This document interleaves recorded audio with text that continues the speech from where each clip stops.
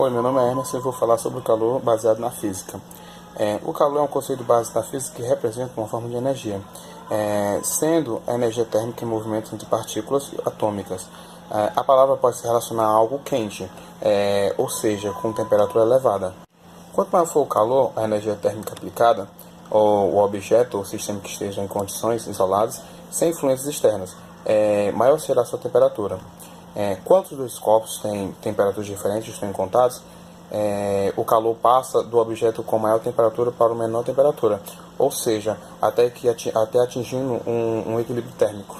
Apesar de muitas vezes da unidade de medição do calor ser a caloria, de acordo com o Sistema Internacional do Calor, é medido em Joule. Isso foi em homenagem ao James Prescott Joule, físico britânico que descobriu, junto com outros físicos, que a energia mecânica poderia se transformar em calor e vice-versa.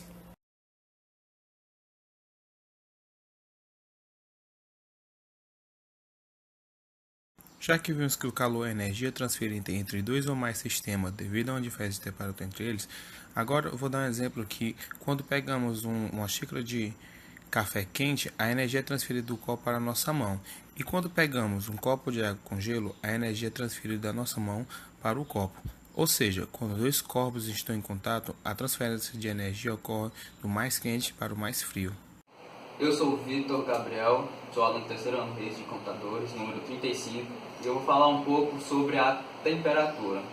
Bem, chamamos de termologia a parte da física que estuda os fenômenos relativos ao calor, aquecimento, esfriamento, mudança de estado físico, mudança de temperaturas e etc. A temperatura é a grandeza que caracteriza o estado térmico de um corpo ou sistema. Fisicamente, o conceito dado a quente e frio são um pouco diferentes do que costumamos usar no nosso cotidiano. Podemos definir como quente um corpo que tem suas moléculas agitando-se muito, ou seja, com alta energia cinética. E, analogicamente, um corpo frio é aquele que tem a baixa agitação de suas moléculas. Ao aumentar a temperatura de um corpo ou sistema, pode-se dizer que se está aumentando o estado de agitação das suas moléculas. Ao tirarmos uma garrafa de água mineral da geladeira ou retirar um bolo de um forno, percebemos que após algum tempo, ambas tendem a chegar à temperatura do ambiente, ou seja, a água esquenta e o bolo esfria. Quando dois corpos ou sistemas atingirem a mesma temperatura, dizemos que estes corpos ou sistemas estão em equilíbrio térmico, ou seja, quando se tem um corpo onde está aparentemente quente, como se foi o caso, por exemplo, de uma água, quando a água está fervendo, as bolhas, aquela temperatura onde a água fica se movimentando com a temperatura, significa que as moléculas de água elas estão constantemente se agitando, ou seja, elas estão indo de um lado para o outro, de cima para baixo, da esquerda para a direita. E quando a gente coloca uma água no congelador e ela vira cubos de gelo, significa que as moléculas de água estão concentradas, ou seja, elas estão se transformando de um meio líquido para um meio sólido. Isso graças à temperatura que está baixa. Com a temperatura baixa, as moléculas se juntam, se formando assim um meio sólido. Sem gasolina, estrelas ficam sem gás, galáxias são engolidas diariamente por buracos negros, estagiários ficam sem bolsa estágio. Enquanto isso, tudo que está dentro do universo está acabando.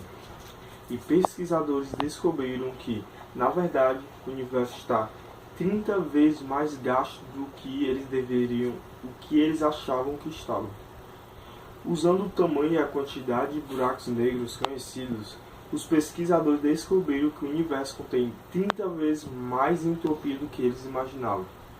A descoberta também aponta que, por mais que galáxias, estrelas e tudo mais que há no universo contribua para a entropia, o maior causador da entropia do universo são os buracos negros supermaciços, que são os maiores responsáveis.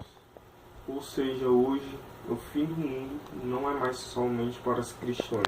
Agora, ateístas, estudiosos, cientistas estão acreditando em um fim do universo e de tudo que a gente conhece.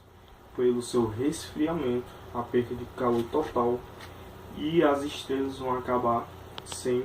O sol não vai mais brilhar, não vai mais ter ventos solares que aquecem a superfície dos planetas. Tudo isso vai acabar um dia. Cientistas conseguiram calcular a entropia do universo. Caso você não se lembre de suas aulas de física e de química, entropia é a quantidade de energia que pode ser extraída de algo ou de um sistema. Por exemplo, podemos medir a eficiência de um motor, quanta energia um combustível fornece, ou nesse caso, a desordem de um sistema. Segundo os cientistas, essa descoberta tem fortes implicações na nossa vida e em possíveis vidas extraterrestres. O universo começou com uma entropia baixa e, de acordo com a segunda lei da termodinâmica, essa entropia foi aumentando desde então.